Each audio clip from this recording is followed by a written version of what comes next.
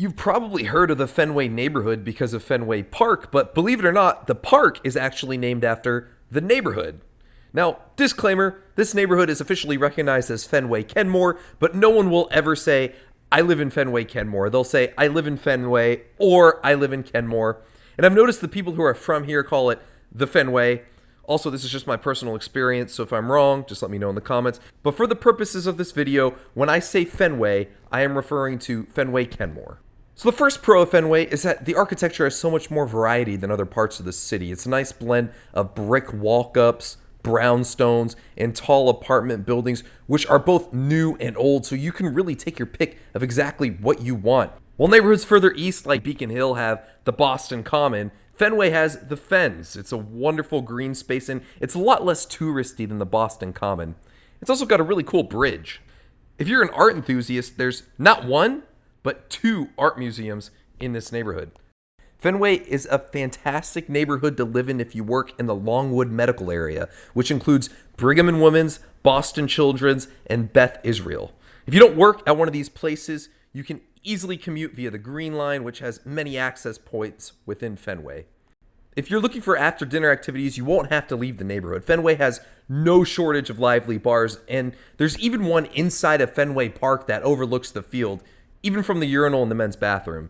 It's one of the cooler quirks in a bar that I've ever seen. Speaking of Fenway Park, that is one massive consideration that you're going to need to take into account if you're thinking about living in this neighborhood. There are 81 games at Fenway Park every year, plus concerts and other events. This creates a lot of foot traffic and car traffic and more people on the tee. Commuting in Fenway before or after any of these events has the potential to be very frustrating. So keep this in mind when apartment hunting. It's easy to become infatuated with the idea of being so close to all of these special events, but don't ignore the crowds and the noise that comes with them. Okay, so shifting to groceries, Fenway has a Whole Foods on each end of the neighborhood. Technically, the one on the west side is in Brookline, but it's on the border, so we're going to go ahead and count it. And there's a Star Market right in the middle of the neighborhood. There's also a Target, so I guess you could go there for groceries, as well as all the other things that you didn't plan to get while you were there. Fenway is definitely a hot spot for young professionals. I mean, for one, it's got so many universities within or just surrounding the neighborhood. It's probably easy for members of those universities to graduate, get a job in Boston, and just keep living in their college apartment.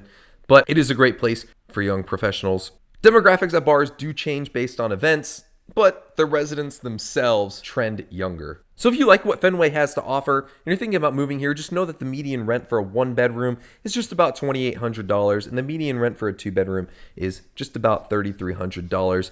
And I should note that with the variety of architecture in Fenway, it's tough to really generalize rent prices, but these give you a great ballpark number. Pun intended. So that's it for this video. Please subscribe if you'd like to see similar videos. Please like if you enjoyed the video. And please let me know in the comments if I missed any important features of Fenway, or if there's any other neighborhoods that you would like for me to review.